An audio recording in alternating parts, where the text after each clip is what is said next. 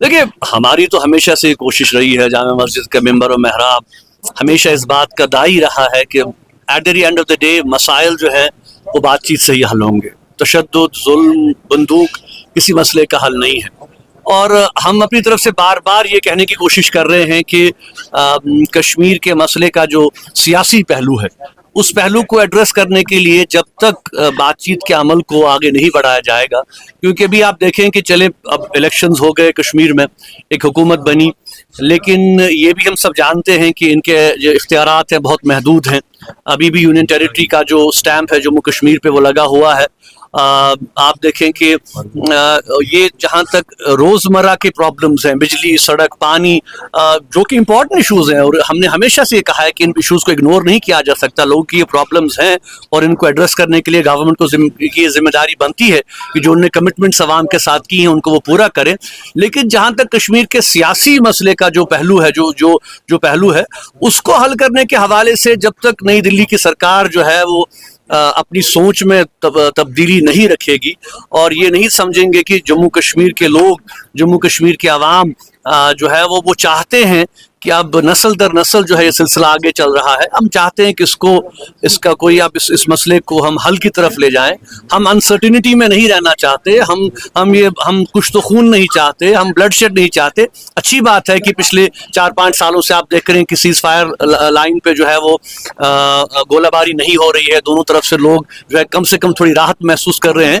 تو ہم چاہتے ہیں کہ دونوں ملک اس انیشیٹو کو تھوڑا اور آگے بڑھائیں. ٹریڈ شروع ہو. کشمیر کے حوالے سے جو آپ نے دیکھا کہ جو بس سروس تھی وہ بند ہو گئی، جو ٹریڈ تھا وہ بند ہو گیا. اور میں سمجھتا ہوں کہ اس مسئلے کا جو انسانی پہلو ہے، دیکھیں ہمارے جیسے پچھلے ہی آپ نے دیکھا کہ 2 ہفتے قبل جو ہے ہماری فیملی کے بزرگ جو ہے وہ انتقال کر گئے.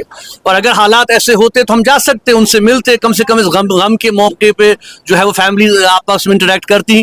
لیکن آپ دیکھ رہے ہیں کہ سلسلہ پھر سے بند ہو گیا ہے. ٹریڈ کا سلسلہ تھا 2 طرف کے کشمیر کا، اس سے بہت کام آگے بڑھا، بہت سی فیملیز کو اس سے فائدہ مل رہا تھا، ایک کنیکٹیویٹی بڑھ گئی تھی. تو میں سمجھتا ہوں کہ اس قسم کے انیشیٹیوز کو ری وزٹ کرنے کی ضرورت ہے.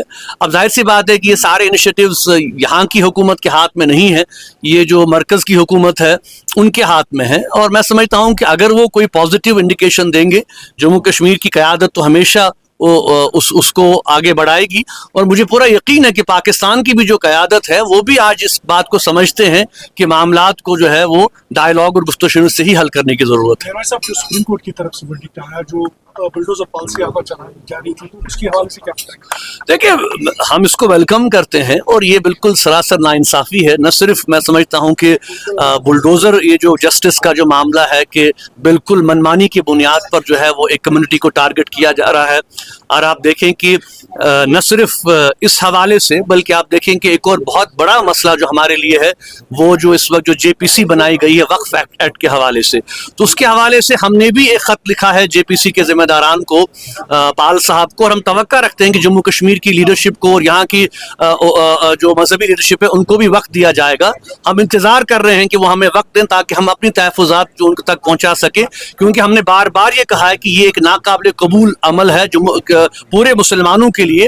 وقف جو ہے وہ ایک شرعی مسئلہ ہے، اس میں جو ہے حکومت کی جو مداخلت ہے وہ بالکل بیجا ہے. ٹھیک ہے کچھ چینجز ہم اس میں لا سکتے ہیں بہتری کے لیے، لیکن جس طریقے سے جو یہ امینڈمنٹس لائی گئی ہیں بالکل ایک طرفہ جو ہے یہ سارا معاملہ کیا جا رہا ہے، اس کی بھی ہم مخالفت کرتے ہیں. اور ہم چاہتے ہیں کہ باقی جو پارٹیز ہندوستان کی ہیں اپوزیشن کے ساتھ کے علاوہ جو NDA میں باقی پارٹیز ہیں، کم سے کم ان کو بھی اس مسئلے کے حوالے سے جو ہے وہ ایک واضح پالیسی کے ساتھ آگے آنا چاہیے اور یہ کہنا چاہیے کہ ہم اس کو سپورٹ نہیں کریں گے.